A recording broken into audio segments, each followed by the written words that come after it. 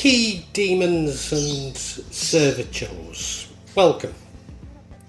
In my vlog Tenagga Dalam, Inner Energy, I was aware that I had somewhat undersold Ryan Hampton and may have been overly critical.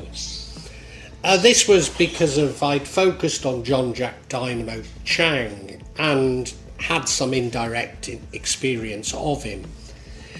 So I want to put the record straight a bit. In energy healing and exorcism, I also introduced the concept of the energy ball, which is a Qong technique for using energy. So in this vlog, I'm really making amends by bringing together these two seemingly disparate vlogs and then take them forward to locate them within my own theories of magic.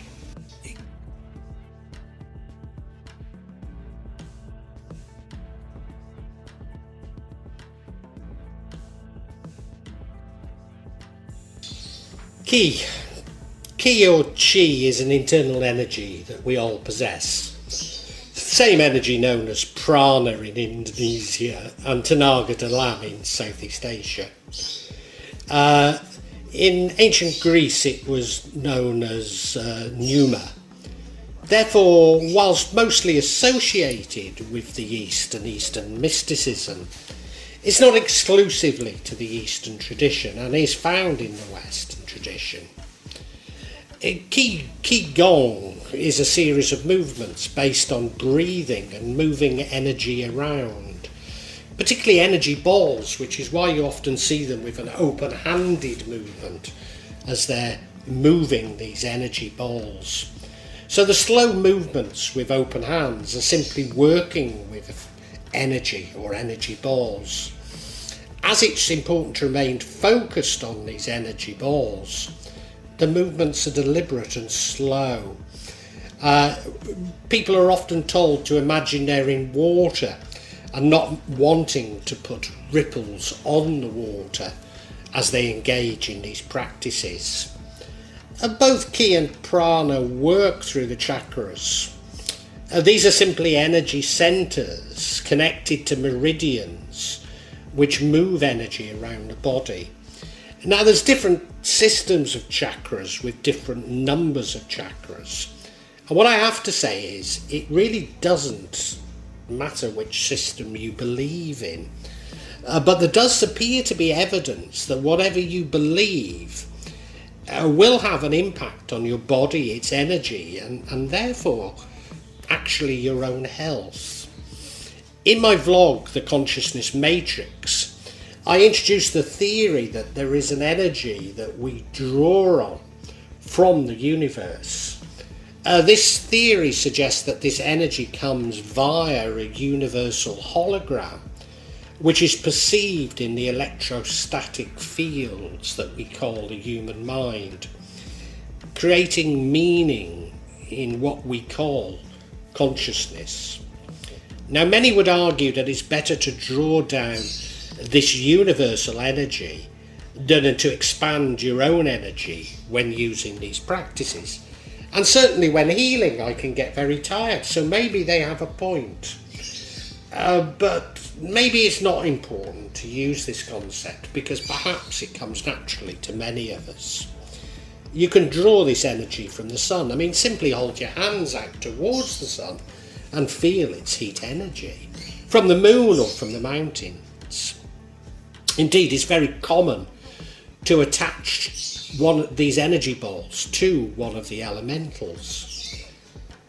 For myself, I believe that I've found a light of love and bliss, and this cannot be depleted.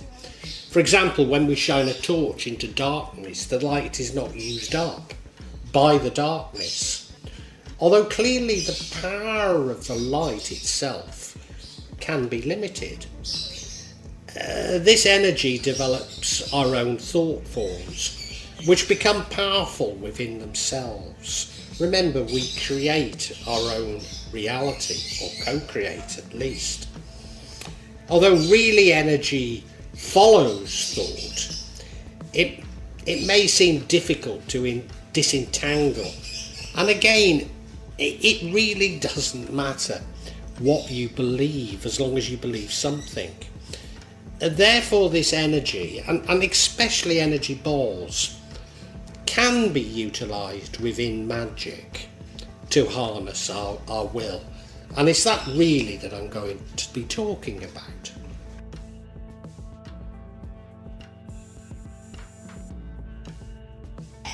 Demons and servitors. I've said many times that I don't consider myself to be a magician, but a mystic. Certainly I'm somewhat dubious of most ceremonial magic, being much more drawn towards chaos magic. This is because there is one area in which I agree with Aleister Crowley, and that is that magic is all about will. So I see ceremonial magic as harnessing this will, be it good or bad. Although I have to admit that in my vlog Aleister Crowley 666 I inadvertently say that it harnesses the evil in I, which implied that it was always bad, and I didn't mean to do that. Those ceremonial magicians who bind and use demons believe that this magic is external to them, whereas chaos magicians are more inclined to see it as their own internal energy or will, and use servitors for similar effects. I don't think it matters what you believe, but for this blog I'm using the concept of it being an internal energy, in other words much more closer to the chaos magicians. Nevertheless, I have to warn you that many ceremonial magicians argue that there are plenty of spirits which can do exactly what a servitor can do. So why create this additional energy? But such views are not restricted to high ceremonial magicians, and indeed is a view expressed by my magical hero, Josephine McCarthy. And I feel very reluctant to disagree with Josephine McCarthy in any way, although somehow instinctively I do on this point. Furthermore, because these servitors are unstable, they can be dangerous, and therefore you should include a kill switch when creating one. Within chaos magic, and this is particularly associated with the magician Austin Osman Spare, a servitor is a psychological complex, if you like, deliberately created by the magician for a specific purpose. That it's claimed, however, to operate autonomously from the magician's consciousness, and I guess I myself disagree even with that. Servitors form a part of a thoughtform continuum, beginning with sigils, if you like, to servitors, to egregores, to Godforms, I suppose. At the start of this continuum are the dumb, if you like, unintelligent sigils. When a complex of thoughts, desires and intentions gain such a level of sophistication that appears to operate autonomously from the magician's consciousness, as if it were an independent being, then such a complex is referred to as a servitor. While such a being becomes large enough that it exists independently from one individual, it can be a form of a group mind, a group consciousness, or group will, if you like, and then it's referred to as an egregore. You may be familiar with the Jewish tradition of the golem, which is very similar to what I'm talking about here. Alternatively, a magician may choose to create a servitor from negative aspects of their psyche, such as habits, shortcomings, faults and revulsions, rather than positive desires or intentions. In doing so, they can interact with those traits as personal demons and bind or banish and eradicate them from the psyche, so can be used in a positive way to rid yourself of negative thoughts.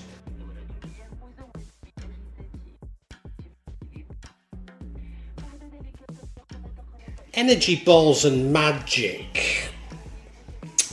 I'm therefore arguing that energy balls contain our will, whatever that might be. But it's also likely that we come into contact with energy balls created by others that are not always benevolent. Sometimes these are not always intentionally malevolent and are simply the negative thoughts of others that seem to attract other negative thoughts to them. Indeed, this seems to be very prevalent and dangerous, especially when connected to tragedy and natural disasters. Often these are seen as ghosts or poltergeists. So you'll have probably heard many people arguing that somewhere where a natural disaster has occurred contains this negative energy, such as a site of a famous battle where many people lost their lives, or former psychiatric hospitals.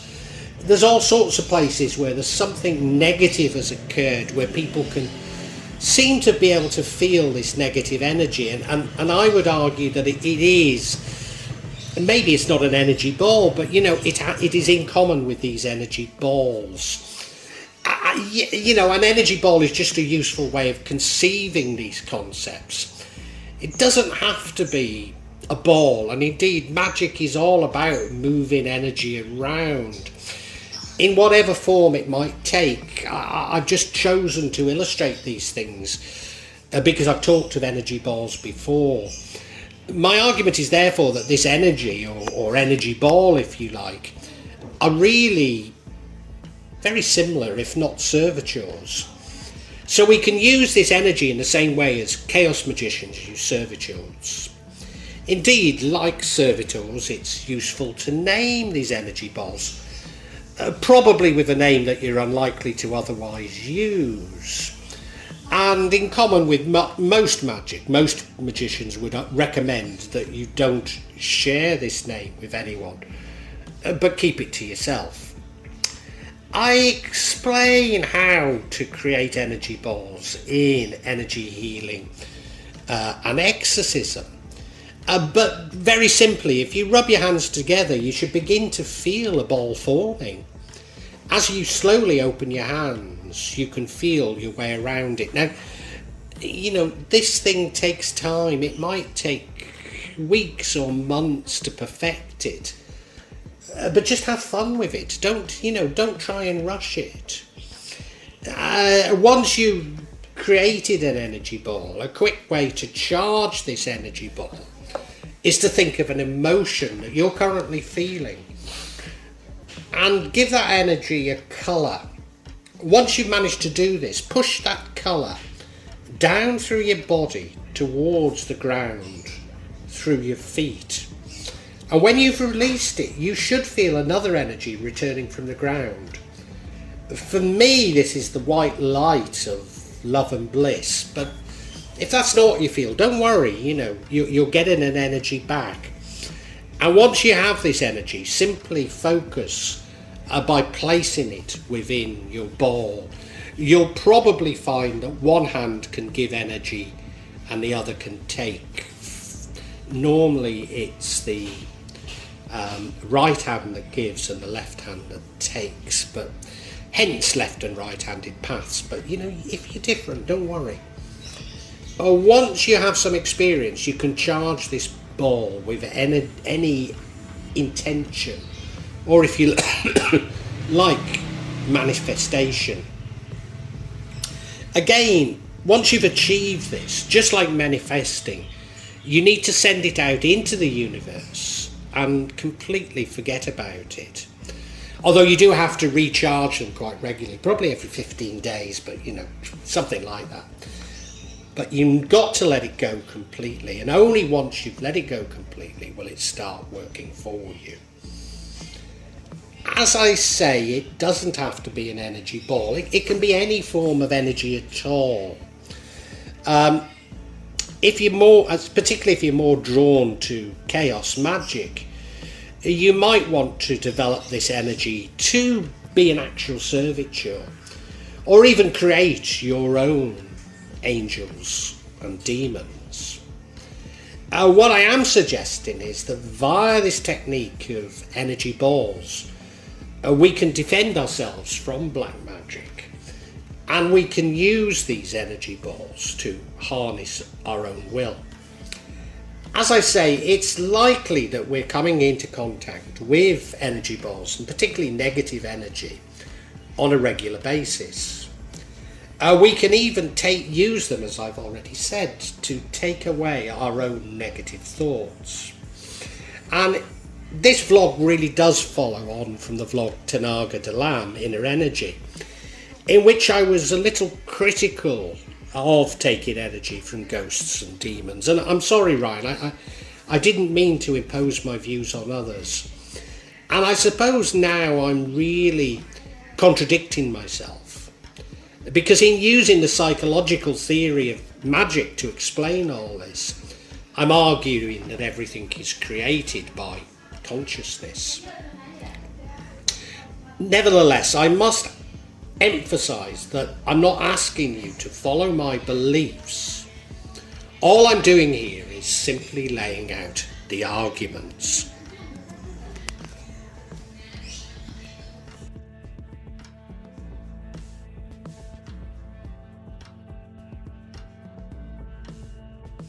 Well, I really hope you've enjoyed this vlog, and if you have, can you help me out a little?